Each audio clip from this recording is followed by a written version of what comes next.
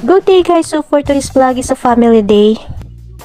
Mangunguha kami ng buko, panaon at saka pili.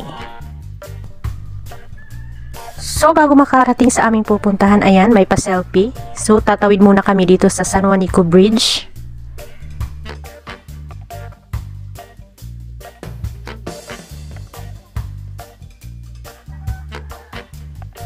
Ito na nga at malapit na nga kami dito kay Nabata. At finally, nandito na kami sa bahay nila. So mag-house tour muna tayo at tingnan natin ang loob ko. Ay wow, nandito si Bata guys kumakain at binilasan niya ang pagkain at alam niyang paparating na kami. Ayan, tumawa pa. At hindi na rin nga siya nagtira ng pagkain guys. At ito nga yung mini garden nila guys. Ito may pineapple silang tanim. Hindi pa natin mananakaw kasi maliliit pa at saka hindi pa hinog. At syempre may pamarites dito guys. So ayan, nagmamarites yung dalawa. Ayan. At akala nila pinipicture ko sila, ang hindi nila alam ay video to. So ayun. Pak! Oh, smile pa ha. Ayan.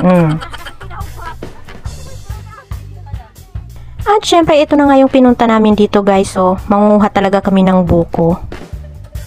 Salamat nga pala sa aming napakabait na bata. Ayan, pinaguhan niya kami ng buko. At syempre, hindi tayo pauhuli. Syempre, ako yung unang iinom at kakain ng buko, guys. Ayan.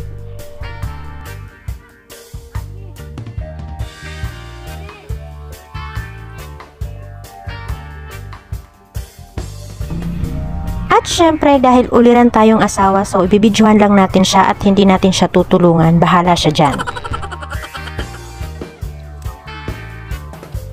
At eto nga si Madam guys, busy-busy sa kanyang kambal. Wow, sana all may kambal.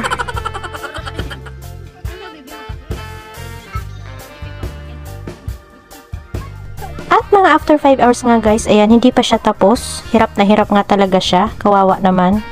Pero hindi pa rin natin siya tutulungan guys kasi nga nagvlog ako.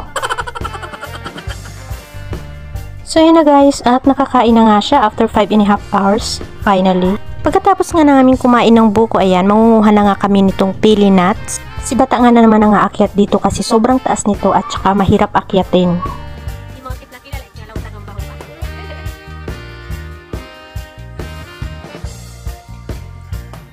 So bago yun guys, nanguha nga muna kami nitong panaon. So panaon yung tawag dito sa amin guys.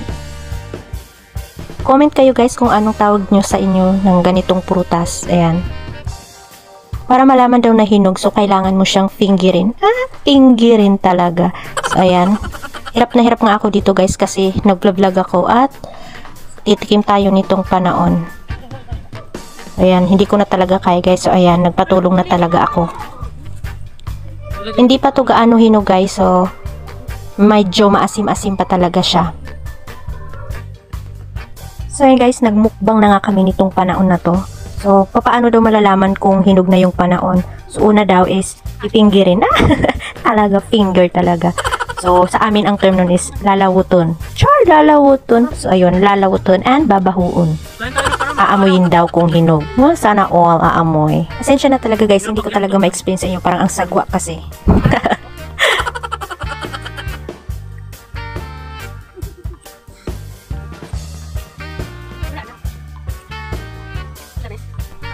Pagkabalik nga namin dito guys, ayan, may mga nakuha na sila tatay.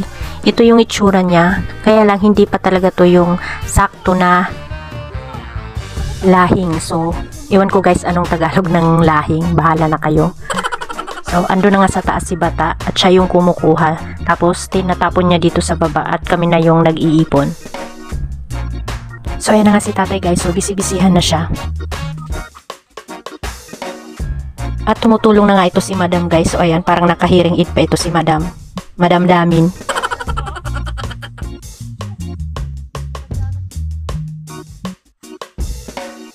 So syempre tumulong na rin ako guys kasi baka hindi nala ako bigyan.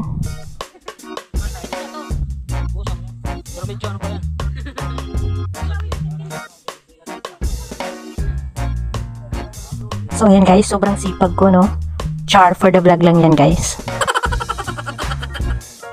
Ganito pa lang yung kulay na kinuha namin guys kasi baka hindi na namin abutan yung bunga nito sa susunod pa kami pumunta rito kasi ninanakaw ng mga bata. So ito na nga at pauwi na nga kami.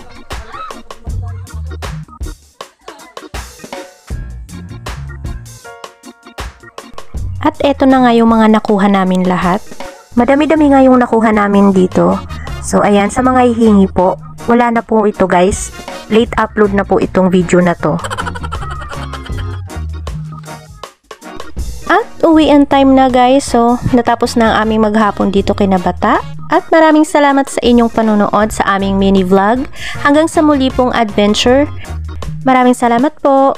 Bye!